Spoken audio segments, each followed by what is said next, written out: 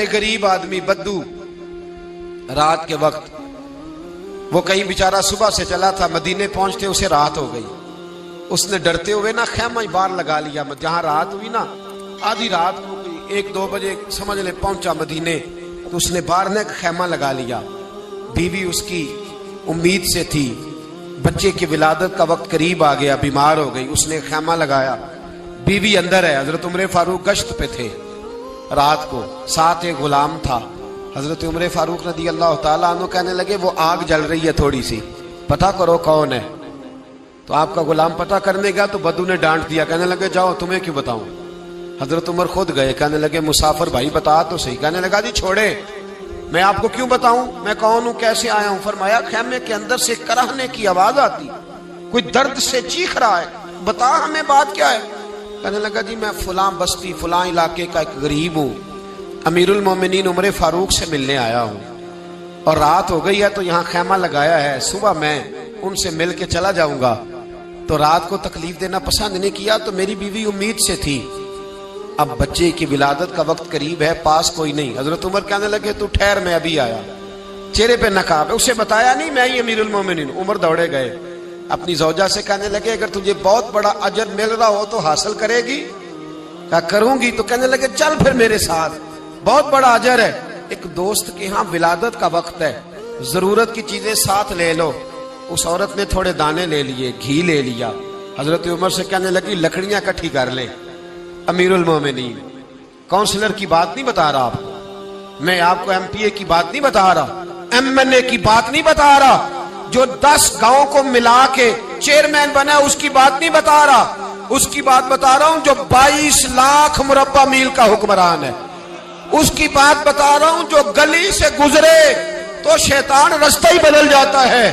اس کی بات بتا رہا ہوں جس کے بارے میں میرے مصطفیٰ کریم صلی اللہ تعالیٰ علیہ وآلہ وسلم نے فرمایا میرا عمر تو وہ ہے کہ 950 سال حضرت جبریل بھی اس کی شان بیان کرے تو عظمت ختم نہیں ہوتی. اتنا بڑا شخص. حضرت عمر نے لکڑیاں اکٹھی کی، اینٹوں کا روڑے لے کے چولہا بنایا، پہنچ گئے. آپ کی زوجہ کہنے لگی یہ تھوڑے دانے ڈالنے، گھی ڈالنے اور ایک لکڑی لے کے اس کو ہلائیں، تیار کریں. خود زوجہ اندر چلی گئی، حضرت عمر باہر پکانے لگے. وہ بدو کہتا ہے میں اس طرح کا ان کے ساتھ بہیو کرنے لگا جیسے کو کسی چوکیدار کے ساتھ نہیں کرتا. میں نے سمجھا یہ عمر نے چوکیدار رکھے آنے جانے والے مہمانوں کا.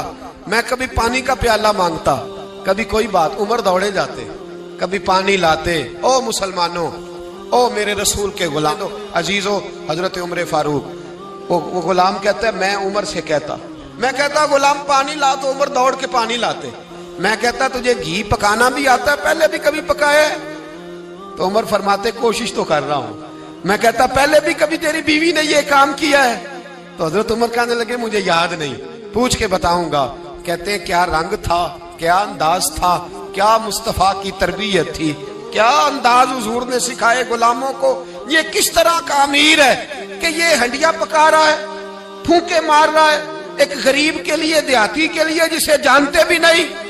اندر اس شخص کی بیوی کے ہاں بیٹا پیدا ہوا تو حضرت عمر کی بیوی اندر سے بول کے کہنے لگی امیر المومنین مبارک ہو، آپ کے دوست کے ہاں بیٹا پیدا ہوا ہے. جب کہا نا امیر المومنین مبارک ہو تو وہ شخص کہتا ہے میرے ہاتھ کانپنے لگے اور میں اس طرح دوڑا کہ میری پگڑی گر گئی.